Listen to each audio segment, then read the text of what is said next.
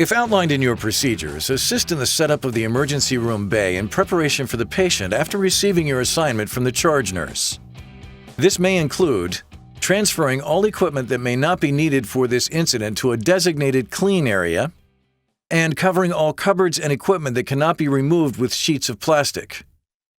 Ensuring that all supplies that are needed for this incident are stocked and prepared according to your procedures. Posting the necessary signage in the proper predetermined areas.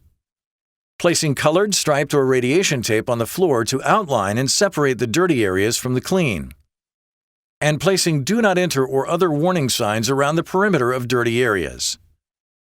Don the appropriate personal protective equipment for your position and obtain a prepared radiation monitor from the radiation safety personnel. Clean. When the patient arrives, help transfer them to a clean gurney. Be conscious of the potential for cross-contamination, such as a staff member handling the patient, then immediately touching something else without checking or changing gloves. If this occurs, notify the staff member and survey the potentially cross-contaminated areas. Once the patient has been brought into the ER, perform a radiation survey of the ambulance staff, equipment, and the ambulance itself. Hold the probe close to the area being monitored, approximately 1 inch away, and move it slowly, about 1 to 2 inches per second. Clean any radioactively contaminated areas and remonitor. Focus on high-contact areas such as handles, boxes of gloves, and equipment that may have been used to treat the patient. If low levels and/or small areas of contamination are found, these may be cleaned as necessary.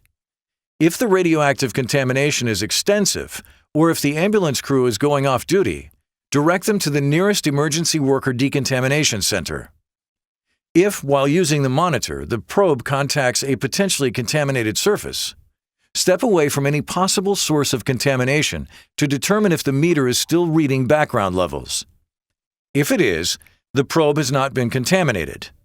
However, if the meter now reads above background, change the plastic cover on the probe, then continue monitoring as before. Survey all areas designated as dirty in the patient receiving area and any hallways leading from the patient receiving area to the ER.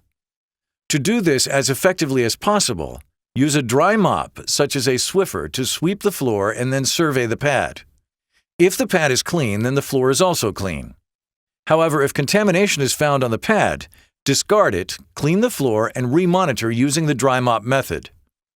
Once you reach the ER and all areas are at background for radiation, check with ER charge nurse if there are further assignments or if you may doff your PPE.